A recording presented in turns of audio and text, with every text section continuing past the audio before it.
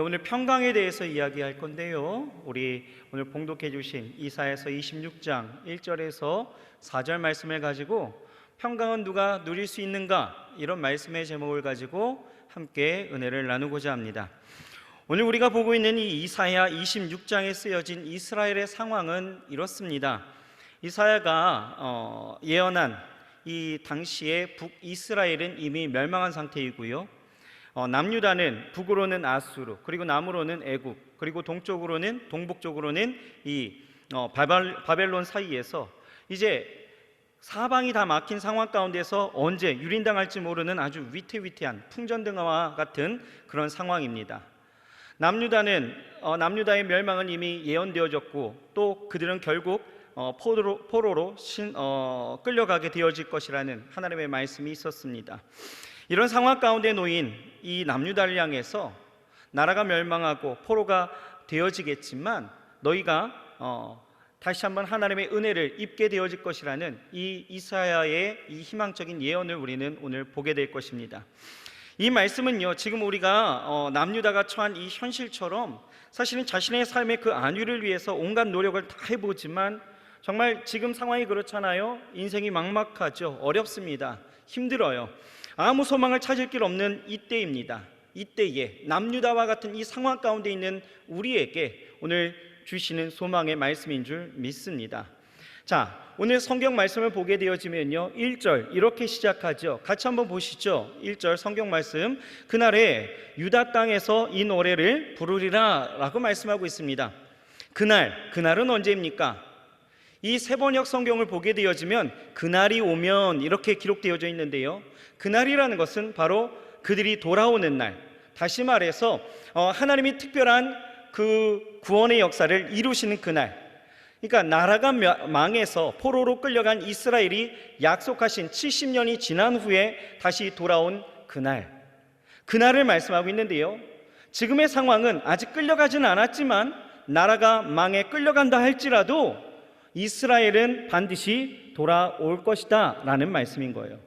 그런데 그날에 그들이 돌아와서 지금 뭐해요? 노래한다라고 이야기합니다. 무슨 노래를 할까요?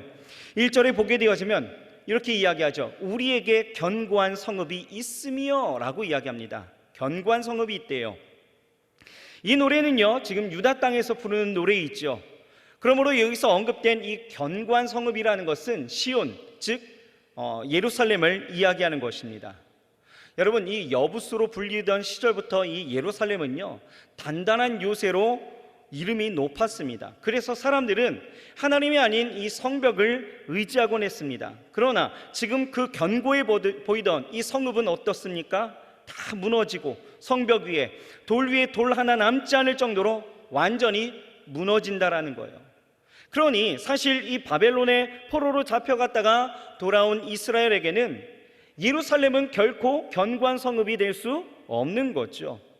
이 땅은 황폐합니다. 모든 것이 무너져 있는 거예요. 다 쓰러진 이 돌무더기에 불과하다라는 것입니다. 그런데 오늘 성경을 보게 되어지면 1절에 하나님이 노래하게 하시는데 어떻게 노래하게 하시느냐? 이렇게 말씀하고 있죠. 여호와께서 구원으로 성과 곽을 삼으시리로다 라고 말씀합니다. 지금 그 견고한 성읍이여 라고 노래하는 이때에 사실은 눈에 보이는 성은 아무것도 없어요. 사람이 의지할 만한, 돌아가도 안전이 보장되어지고 또 삶을 살아가는데 안심이 될 어떤 그런 성벽, 견고한 것 아무것도 없습니다. 하지만 하나님이 말씀하시는 것이 내가 너희를 위하여서 성과 곽, 즉 성벽과 외벽이 되어서 모든 침입을 다 막을 것이고 너희의 삶을 방해하는 자들, 침범하는 자들, 구속하려는 자들에게서 구원하시겠다라고 약속하고 있는 거예요. 그러면서 오늘 3절 말씀을 보면 그렇게 돌아온 자들을 하나님께서 뭐라고 하시느냐? 평강하고 평강하도록 지키시겠다라고 말씀하시는 것입니다. 여러분, 여기서 평강은 뭐예요? 샬롬입니다.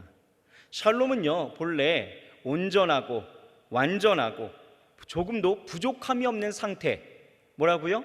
온전하고 완전하고 조금도 부족함이 없는 상태를 평안, 이렇게 이야기합니다. 그래서 하나님께서 인간에게 주신 가장 큰 복이라 이야기한다면 바로 샬롬, 평강입니다. 어떤 사람들은 질문하죠. 아니 목사님, 왜 평강이 최상의 복입니까? 우리가 알기에는 이 최고의 복이라고 이야기한다면 사람들은 뭐라고 이야기합니까? 소유가 많아지는 것, 물질이 넘쳐나는 것, 풍성한 것, 힘과 능력이 나에게 있어서 넘쳐나는 이런 거 생각하기 마련이죠. 그래서 그것들을 얻기 위해서 최상의 노력을 기울이고 애쓰면서 살아가고 있는 모습들이 지금 우리의 모습들이에요. 그런데 우리는 생각해야 합니다. 왜 이런 것들을 가져야 하나? 종국적인 목적은 무엇인가? 이것을 생각해 보는 거죠. 어찌 보면 이런 것들을 가지려고 하는 이유는 다 한 가지죠. 뭡니까? 자신의 삶에 대한 행복과 안위, 평안을 위해서라는 거예요. 결국은 평안이라는 것이죠. 그런데 중요한 것은요, 소유한다고 해서 평안해지느냐? 그렇지 않다라는 것입니다. 여러분, 소유로 해서 사람이 평안해지는 법은 없습니다. 소유하면 소유할수록 인간의 그 심리 상태는요, 어때요? 더 갖기 위해서 힘쓰고 그 소유를 지키기 위해서 온갖 애를 쓰며 근심하며 살아가는 것. 그래서 소유한다고 해서 평안해지느냐? 절대 그렇지 않습니다. 여러분, 하박국 선지자는 이렇게 이야기합니다. 하박국 3장 17절에서 18절에 이렇게 같이 한번 읽어볼까요? 비록 무화과나무가 무성치 못하며 포도나무에 열매가 없으며 감람나무에 소출이 없으며 밭에 식물이 없으며 우리의 양이 없으며 외양간에 소가 없을지라도, 다 없대요 지금. 근데 뭐라고 이야기합니까? 나는 여호와를 인하여 즐거워하며 나의 구원의 하나님으로 인하여 기뻐하리로다. 할렐루야. 평안이 언제 주어져요? 아무것도 다 없다 할지라도 하나님으로 인하여 주어지는 것이 평안이다라는 거예요. 여러분, 흔들리지 않는 평안은요, 에땡스 침대가 주는 것이 아니에요. 이 샬롬이라는 것은 오직 하나님이 주시는 것입니다. 하나님이 함께 있음에 자연이 누릴 수 있는 것이 평안이에요. 이 평강은요, 하나님의 영적인 지배 안에 철저히 머물러 있을 때에 누릴 수 있는 것이고요, 하나님과의 그 바른 관계, 즉 친밀함을 지속적으로 유지해야만 경험할 수 있는 것이 평안이에요. 그래서 이 평강은요, 하나님의 관계 속에서 자연히 베풀어지는, 그래서 그 평강이 유지하도록 내가 노력하고 힘쓰지 않아도 하나님이 함께 하시고 그때부터 나를 위해서 일하실 때에 내 삶의 모든 것이 어떻게 온전하고 완전하고 조금도 부족함이 없게 되어질 때 그것이 우리에게 주시는 축복이다라는 것입니다. 그런데 보세요, 지금 이스라엘은요, 아직 끌려가진 않았지만 지금 예언하고 있는 것이 바로 무엇이냐? 멸망할 것이다. 그리고 포로로 끌려갈 것이다. 하지만 너희가 다시 돌아올 것이다. 자, 보십시오. 지금 이스라엘은요, 돌아오게 되어졌을 때에 그 성벽은 아무것도 없습니다. 성전도 다 무너진 상태예요. 자, 난감하죠. 여러분 같았으면 어떨까요? 70년이 지난 다음에 이제 다시 돌아온 거예요. 그런데 아무것도 없습니다. 당장에 먹고 살 일이 걱정이겠죠. 어떻게 살아야 하나 근심할 거예요. 그런데 하나님은요, 뭐라고 이야기하느냐? 그 샬롬으로 우리를 구원하신다라고 말씀하시는 거예요. 그러면서 오늘 말씀하신 게 뭐예요? 평강하고 평강하도록. 샬롬을 2번이나 반복하고 있다라는 것. 샬롬, 샬롬 무엇입니까? 하나님이 주시는 이 구원은 완전한 평강임을 강조하고 있다라는, 완벽한 완전한 평강임을 우리에게 말씀하고 있는 거죠. 그 완전한 평강으로 구원을 보이시겠다라고 우리에게 약속하고 있는 것입니다. 앞날을 바라볼 수 없고 지금 현재 그 모든 삶의 형태 속에서 많은 어려움과 근심과 그 모든 평안을 잃어버린 자들에게 하나님은 말씀하시는 거예요. 우리에게 말씀하시는 것이죠. 어떻게 해요? 평강하고 평강하도록 내가 너희를 지킬 거야 라고 말씀하시는 것입니다. 오늘 이 음성 듣기를 주의 이름으로 축복합니다. 축복합니다. 그렇다면 이제 중요한 것은 뭐예요? 이것이죠. 샬롬, 샬롬, 이 완벽한, 이 완전한 평강을 얻을 사람은 누구인가? 이것을 우리는 알아야 된다는 것입니다. 어떤 사람이 하나님께서 주시는 그 완전하고 온전하고 조금도 부족함이 없는 그 평강을 누릴 수 있을까? 그것에 대해서 오늘 성경은요 3절에 우리에게 정확한 답을 주고 있습니다. 같이 한번 읽어보겠습니다. 주께서 심지가 견고한 자를 평강으로 지키시리니 이는 그가 주를 의뢰함이니이다. 어떤 사람이요? 심지가 견고한 사람. 심지가 견고하다라는 것은 에체르 사무트 이렇게 이야기하는데 마음이 요동하지 않는다, 언제나 일관되다, 이런 뜻을 갖고 있어요. 심지가 견고한 사람은 어떤 사람입니까? 어떤 유혹에도 흔들리지 않습니다. 시련과 타협하지 않아요. 굴하지 않는 사람이죠. 오직 하나님만을 신실하게 의지하는 사람, 이런 사람들은요 전혀 흔들림 없이 하나님만 신뢰하며 그 샬롬을 누릴 것이다 라고 성경은 말씀하고 있는 거예요. 오늘 저와 여러분들에게 이러한 평강하도록 구원하시는 그 하나님의 그 평강이 있어야 될 줄 믿습니다. 그런데 여러분 지금 어떠십니까? 여러분들의 상태를 한번 보시죠. 이런 평강이 여러분들의 삶을 지금 주장하고 계신가요? 이 평강이 넘침으로 여러분 어떤 위기와 어려운 상황에서도 여러분 여유로운 그런 미소를 짓고 마침내 승리할 것에 대한 믿음으로 여러분 충만한 상태에 지금 살고 계신가요? 삶의 자리에서 그렇게 살고 계신가요? 요즘 우리 청년들하고 상담하면서 느끼는 거지만 겉으로는 굉장히 여유로운 척합니다. 그런데요 그 내면을 보게 되어지면 속으로는 굉장히 불안하고 두려움이 가득한 모습을 느낄 수가 있습니다. 아무것도 없는 것 같고 희망이 보이지 않는 이 시대에 그렇다면 우리는 어떻게 평강을 누리며 살 수 있을까? 이런 평강이 없는 시대에 이 샬롬이 사라진 이때에 하나님은 우리에게 말씀하시는 것이 어떻게 하라고요? 심지가 견고한 자가 되어야 한다라고 말씀하는 거예요. 확실한 일에 거해야 되고 소신 있게 살라라는 거예요. 이리저리 왔다 갔다 하지 말고 방황하지 말고 어떤 세상의 소리에 넘어지지 말고 하나님을 믿음에 주저하지 말라라는 것이죠. 그렇다면 여러분 우리는 왜 흔들리는지 알아야 되겠죠. 우리는 왜 흔들립니까? 왜 이런 평강이 없는 시대에 세상 사람들이 흔들리는 것 같이 왜 우리도 똑같이 흔들리면서 살아가는지 우리는 알아야 됩니다. 왜 흔들립니까? 몇 가지 요소를 우리가 살펴본다면 대개 이렇습니다. 첫째는요 세상의 염려입니다. 염려. 여러분 우리가 하는 염려가 바로 무엇입니까? 우리가 하는 염려들을 이렇게 살펴보게 되어지면 대부분 먹고 사는 어떤 문제, 의식주에 대한 문제들이 가장 많습니다. 그런데요 여러분 마태복음 6장을 보게 되어지면 하나님이 말씀하시는 것이 이거예요.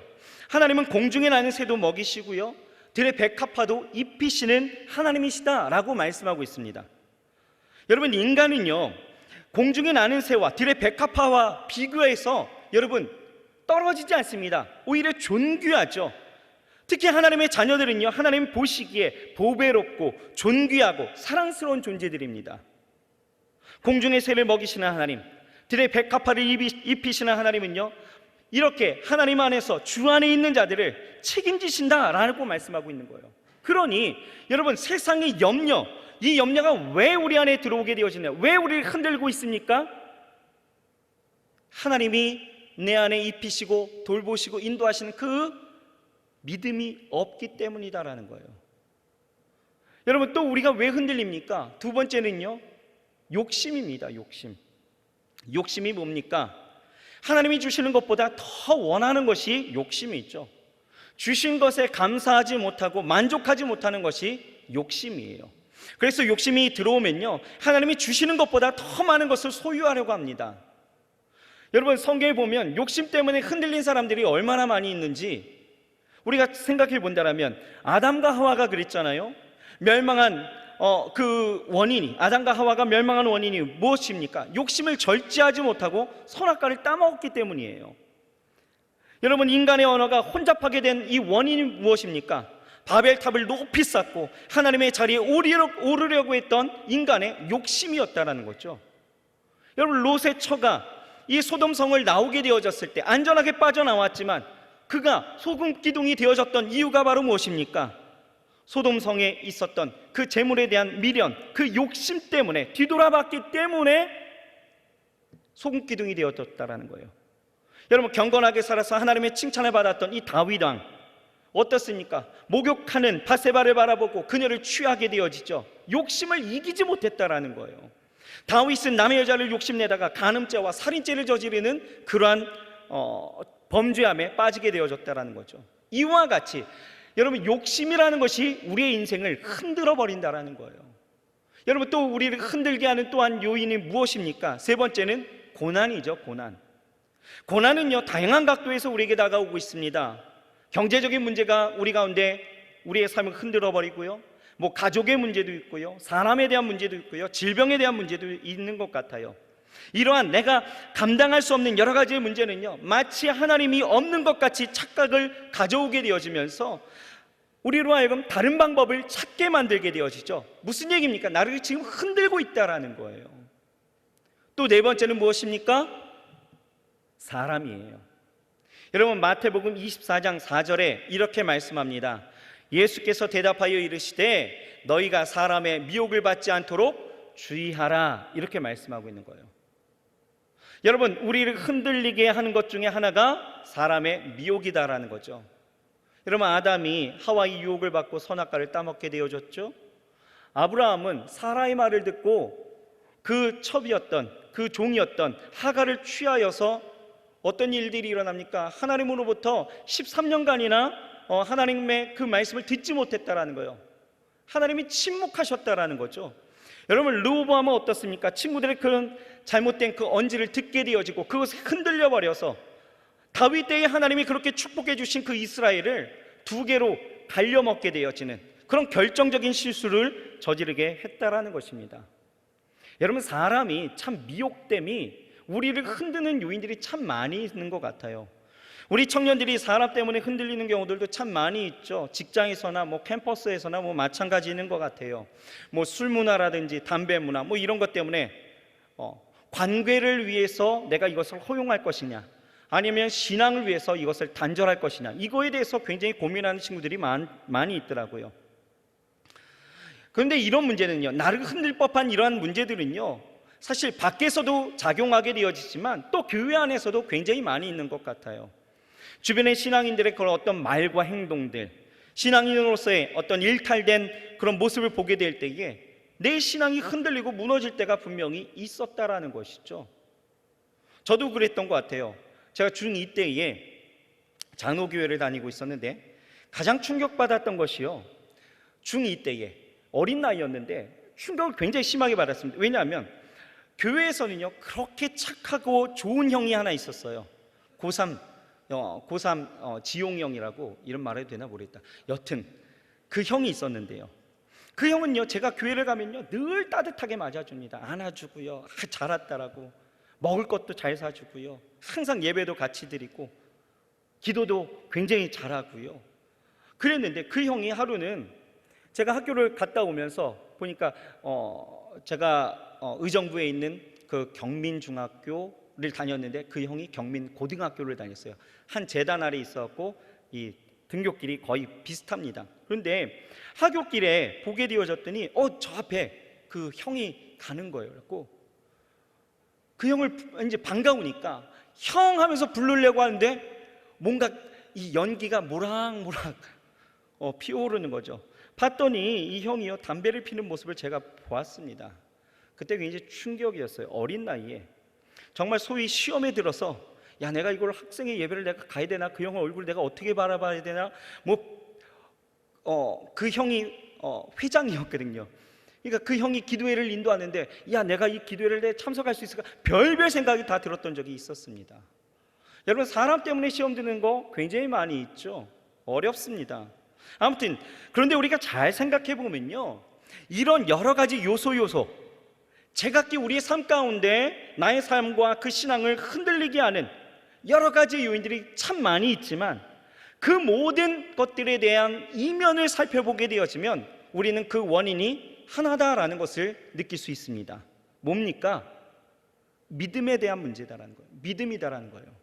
여러분, 잘 생각해 보면요, 여러분, 하나님이 도우시고 지키신다라는 믿음이 없으니까 우리는 염려하는 거예요. 그렇지 않습니까?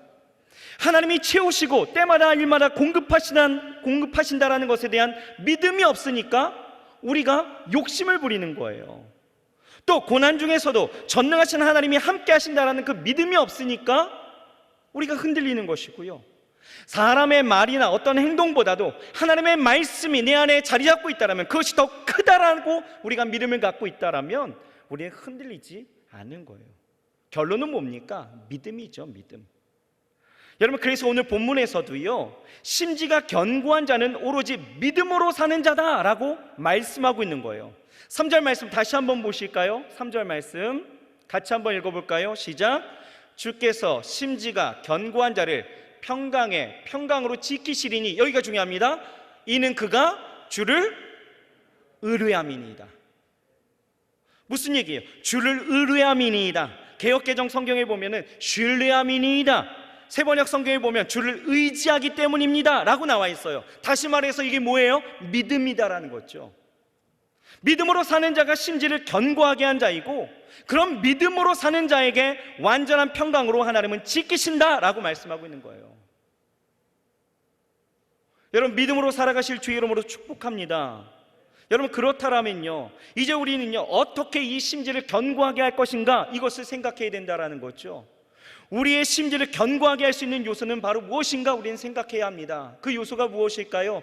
딱 한 가지입니다. 바로 예수 그리스도이시죠. 여러분, 예수님이 어떤 분이십니까? 예수 그리스도는 우리의 모든 심지를 견고케 하실 분이에요. 하나님 앞에 나아가게 하는 유일한 길이 예수 그리스도이십니다. 여러분, 마태복음 7장 24절 27절을 보게 되어지면 이렇게 말씀하고 있어요. 같이 한번 보실까요? 시작. 그러므로 누구든지 나의 이 말을 듣고 행하는 자는 그 집을 반석 위에 지은 지혜로운 사람 같으리니, 비가 내리고 창수가 나고 바람이 불어 그 집에 부딪히되 무너지지 아니하나니, 이는 주초를 반석 위에 놓은 연고요. 그 뒤요.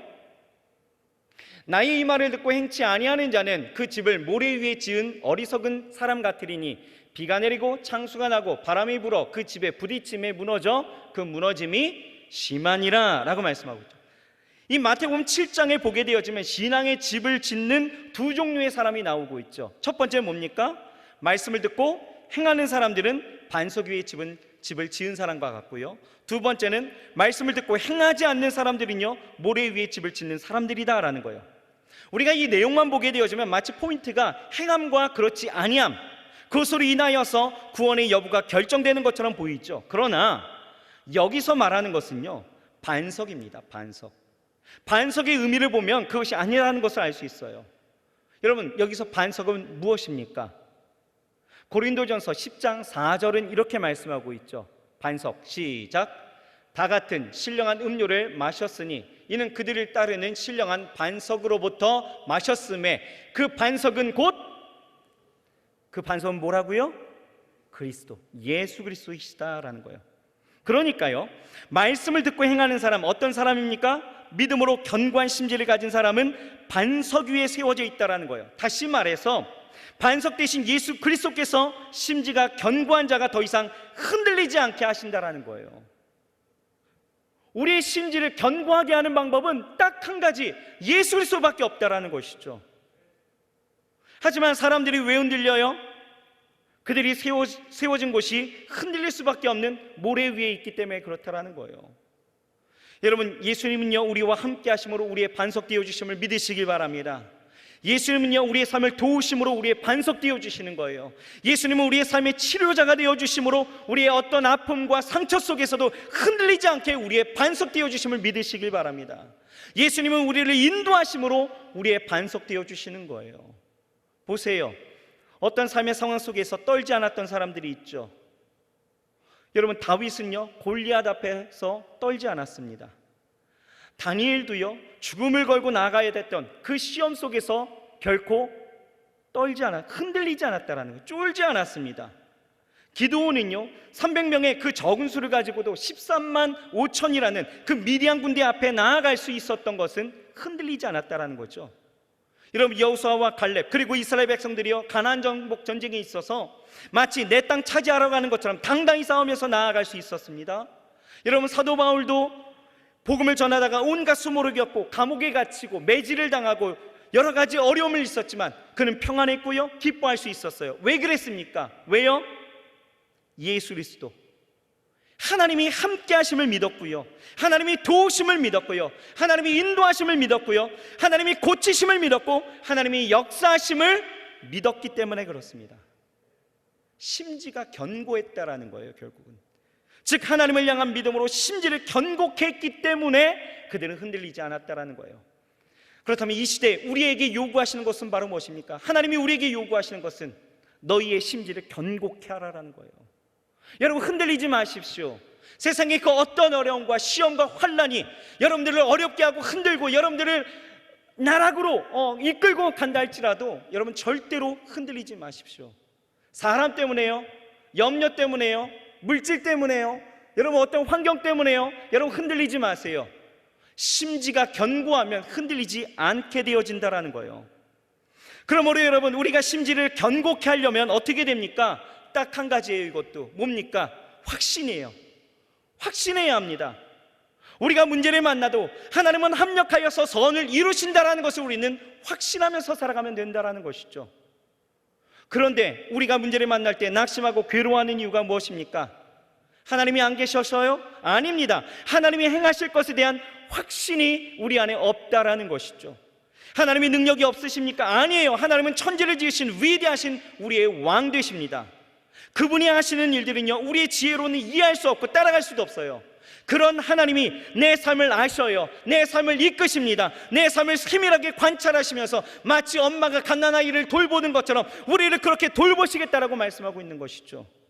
그런데 문제는 뭡니까? 우리가 확신할 수가 없었다라는 거예요. 지금까지 확신하지 않았다라는 거예요. 입술로는 우리가 확신한다라 이야기합니다. 예배할 때는 목사님 저는 확신합니다. 하나님, 나는 그렇게 살기를 소망합니다. 결단합니다. 우리는 확신하죠. 하나님은 정말 그렇게 하신다라고 이야기합니다. 그런데 정작 우리의 삶의 자리로 돌아가서 우리의 삶을 보게 되어지면 어떻습니까?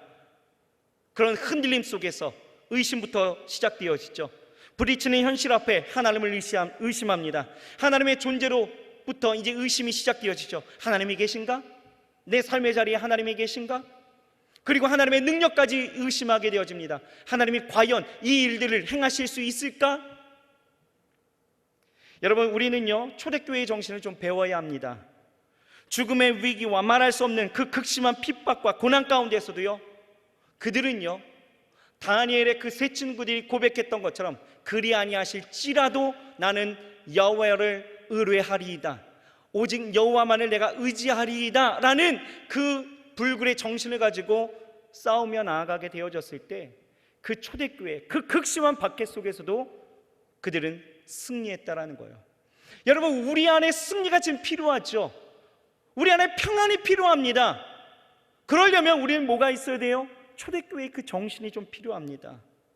그리 아니하실지라도 하나님이 나와 함께 하시면은 그 어떤 것으로도 나는 안전합니다. 이 믿음이 우리 가운데 좀 있어야 되지 않을까요? 그들은 모든 어려움을 이겨냈습니다. 그들 안에 말씀의 중심이 되어지고 믿음으로 무장된 그 확신은요, 어떤 무서운 핍박도 이기고 승리를 이끌었다라는 거예요. 오늘 우리에게 필요한 것은 무엇이다? 확신이다라는 거예요. 확신한 사람이 여러분 제일 무섭습니다. 저는요 우리 청년들이요 신앙의 야성을 좀 갖기를 소망합니다. 좀 일사각오의 정신을 가지고 하나님을 그 확신하여서 삶의 자리에 서서 좀 승리하는 모습들이 있었으면 좋은 거예요. 우리가 예배하러 하나님 앞에 나올 때에 우리는 실패하고 넘어지고 쓰러지고 아파하고 힘겨워했던 그런 모습으로만 우리가 나오지만, 아니요, 좀 확신하여서 하나님 안에서 내가 승리하였고 그 승리의 그 기쁨과 감격을 하나님 앞에 영광 돌리며 나올 수 있는 이 예배의 자리가 되었으면 좋겠습니다. 말씀을 들을 때 그런 것 같잖아요. 난 정말 이길 수 있을 것 같아. 삶으로 돌아가서는 어떻습니까? 여전히 제자리로 돌아가는 그러한 모습 아닐까요? 여러분, 정말 우리가 확신한다라면요, 하나님 안에서 심지를 견고하게 하여서 하나님 안에서 믿음으로 우리가 확신하면서 살아간다라면, 하나님은요 분명히 말씀하시는 것이, 하나님은 어제나 오늘이나 영원토록 동일하시기에 그 동일하신 하나님이 이전에 우리의 믿음의 선진들로부터 보여주셨던 그 모든 역사도 우리에게 베푸시는 거예요. 오늘 성경 말씀 가운데 평강하고 평강하도록 지키시겠다라는 그 말씀을 우리의 삶 가운데 그대로 이루신다라는 것입니다. 여러분, 확신하십시다. 우리 좌우 옆 사람에게 한번 인사해 볼까요? 우리 확신하여 이깁시다라고 인사해 봅시다. 여러분, 확신하여서 좀 이겨보는 거예요. 그런데요, 우리가 이렇게 확신하려면요, 내 힘과 의지로는 불가능합니다. 여러분, 베드로를 보세요. 주님의 수제자였습니다. 그는 3년간 주님을 따라다니면서 주님의 영광을 봤습니다. 이 베드로는요, 주님을 위해서 죽는 데까지도 내가 따라가겠다라고 이야기했죠. 그런데 실제로 예수님이 잡히시자 이 베드로는요, 어땠습니까? 흔들렸습니다. 다 예수님을 버려도 나는 예수님을 따르겠습니다라고 그 확신했던 그 사람이에요. 그런데 정작 예수님이 붙잡히시자 그는 예수님을 버렸다라는 거죠. 흔들렸다라는 거예요. 심지어는 주님을 3번이나 모른다라고 이야기했죠. 주님을 저주까지 했습니다. 흔들렸습니다. 무너졌다라는 거예요. 그렇게 베드로는요, 주님을 만나게 되어졌죠. 부활하신 예수님을 만났습니다. 하지만 그는 물고기 잡으러 다시 자신의 생업으로 돌아가 고향으로 내려갔다라는 거예요. 그런데요, 놀라운 사실이 하나 있습니다. 그가 사도행전 2장을 보게 되어지면 이 마가의 다락방에서 성령의 충만을 받게 되어집니다. 성령을 충만을 받고 난 이후에 어떻게 되어졌을까? 비포, 애프터가 완전히 달라졌습니다. 그는 담대하게 복음을 전했다라는 거예요. 복음을 부끄러워하고 내가 예수의 제자라는 것이 다른 사람들에게 발각이 되어질까 봐 그것으로 어려워했던 이 사람이 예수를 증거했다라는 거예요. 복음을 전하다가 그 당시 종교 지도자들에게 잡혀서 위협을 당할 때에는 담대하게 말씀을 전했다라는 거죠. 그 이후에 베드로는 어떻습니까? 목숨을 아끼지 않았다라는 거예요. 사역을 감당했다라는 것이죠. 이전에는 삶과 죽음에서 삶이라는 것을 택했는데 이제 확신하게 되어지고 성령의 충만을 받게 되어지니까 삶과 죽음 가운데에서 죽음을 택할 수 있는 용기가 그 안에 생겨났다라는 거예요. 그는 십자가에 거꾸로 달리는 형벌 중에서도 예수님을 버리지 않았다라는 거죠. 여러분, 우리가 어떻게 확신할 수 있을까요? 내 힘으로 안 됩니다. 여러분, 우리 경험했잖아요. 예배 가운데 여러분, 내가 그렇게 살겠습니다라고 결단했지만 여러분들의 삶의 자리에서 여러분 어떻게 살아왔습니까? 그런데요, 방법이 있다라는 거예요. 뭡니까? 우리가 어떻게 확신할 수 있어요? 성령의 충만이다라는 거예요. 다시 말해서 하나님의 도우심이 있어야 합니다. 내가 믿어야지가 아니라 하나님이 믿게 하실 수 있도록 하나님을 오늘 이 시간에 인정하고 모셔드리고 환영하면 된다라는 거예요. 여러분, 오늘 다시 한번 여러분 안에 성령의 충만함이 임하시길 주의 이름으로 축복합니다. 성령의 충만함이 내 안에 임하게 되어질 때 우리는 확신할 수 있어요. 성령의 충만함을 날마다 여러분 간구하십시오. 그래서 확신할 수 있는 거예요. 그래서 주시는 용기와 주시는 능력으로 여러분이 이 세상 여러분의 그 삶의 자리에서 살아갈 수 있습니다. 어떻게 해요? 평강으로 살아갈 수 있어요. 이 시대 참 어렵죠. 괜찮습니다. 하나님이 지키십니다. 말씀을 정리할까요? 여러분, 지금 우리에게 필요한 것은요, 절대적인 평강입니다. 세상 사람들 다 흔들리고 있어요. 정치, 경제, 사회, 문화, 교육, 그 어떤 것으로도 안정을 찾고 지금 그 누구도 평안하다 말하는 사람 아무도 없습니다. 그런데요, 세상에 빛이 되어야 할, 세상에 소금이 되어야 될 우리 그리스도인들도, 우리 청년들도요, 역시 마찬가지로 같이 흔들리고 있다는 것이죠. 왜요? 염려가 있습니다. 욕심이 있는 거예요. 고난이 있고 또 사람들로 인해서 지금 흔들리고 있다는 것이죠. 이때에 우리는 어떻게 살아가야 될까? 하나님이 이스라엘을 돌아오게 하시고 그들을 평강으로 지키시겠다 말씀하셨던 것처럼 우리는 심지가 견고한 자가 되면 되는 거예요. 오늘 심지가 견고케 되어지실 주의 이름으로 축복합니다.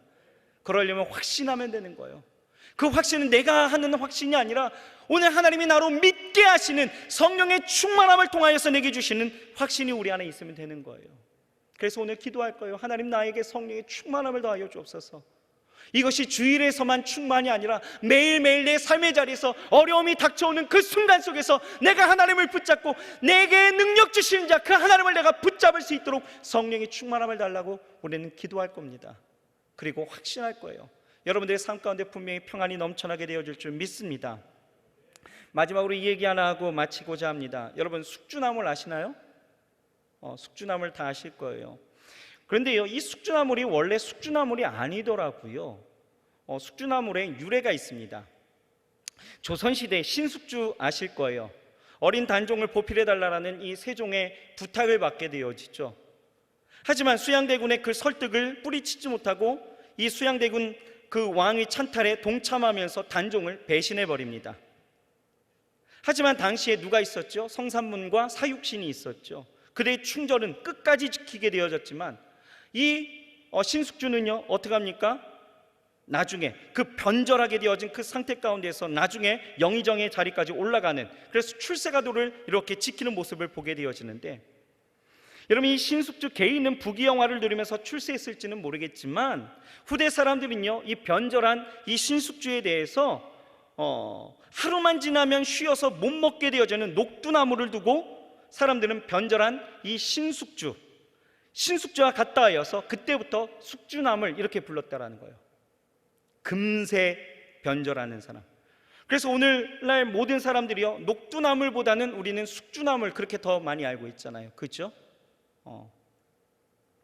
여러분, 제가 왜 이 이야기를 하냐면 우리 그리스도인들, 우리 청년들은요, 제발 하나님 안에서 정말 숙주나물과 같은 그런 사람 되어지지 않기를 소망하는 거예요. 매일 주일마다, 매 주일마다는 정말 하나님 안에서 내가 은혜를 받은 것 같은데, 내가 결단한 것 그대로 살아갈 것 같은데, 내 삶의 자리로 돌아가서는 또 금세 변화해지는 숙주나물 같은 그러한 인생 되어지지 않기를 소망하는 거죠. 여러분, 하나님 안에서 정말 세상과 타협하거나 하나님으로부터 변절되어지는 그런 신앙이 아니라 오늘 심지가 견고한, 성경에 봤더니요, 이 심지가 견고하다라는 것은 오로지 하나만 선택한다라고 이야기합니다. 오로지 하나님만 생각할 수 있는, 하나님이 주시는 은혜 가운데 설 수 있는 저와 여러분들이 되시길 주의 이름으로 축복합니다. 오늘 주시는 그 평강을 여러분 우리 마음껏 누리며 지키시는 하나님의 은혜 가운데 여러분들의 삶의 자리에서 늘 승리하여서 오늘 우리가 모이는 이 자리에서 정말 하나님의 영광을 드높이고 기쁨으로 찬송할 수 있는 저와 여러분들이 됐으면 좋겠습니다. 기도하겠습니다. 하나님, 감사합니다. 이스라엘은 멸망하고 그들은 포로로 끌려가는 신세가 되어지지만 하나님은 그날에 다시 돌아오게 하시며 그들로 하여금 심지가 견고한 자를 세워 하나님이 주시는 그 구원으로 평강으로 평강케 하신다 말씀하고 있습니다. 이 시대, 이 남유다의 그 풍전등화와 같은 상황 속에 아버지 하나님이여, 우리도 희망을 찾을 수 없고 소망을 볼 수 없는 어려운 시대를 우리가 지금 살아가고 있습니다. 하나님, 우리 안에 지금 필요한 것은 하나님의 지키심과 그 평강이 우리 가운데 있기를 소망합니다. 그러려면 아버지 하나님, 우리 안에 심지가 견고케 되어지기를 소망하고 오직 믿음으로 살아갈 수 있는 은혜가 있어야 합니다. 아버지 하나님, 우리가 확신하는 믿음을 갖게 하시고 성령의 충만을 통하여 날마다 우리의 확신함이 변하지 않는 우리 사랑하는 청년들, 우리 모든 성도님들 되게도 하여 주시옵소서. 그래서 승리하여 하나님 앞에 영광 돌릴 수 있는 우리 모두가 되게도 하여 주옵소서. 예수님의 이름으로 감사하며 간절히 기도드렸사옵나이다. 아멘.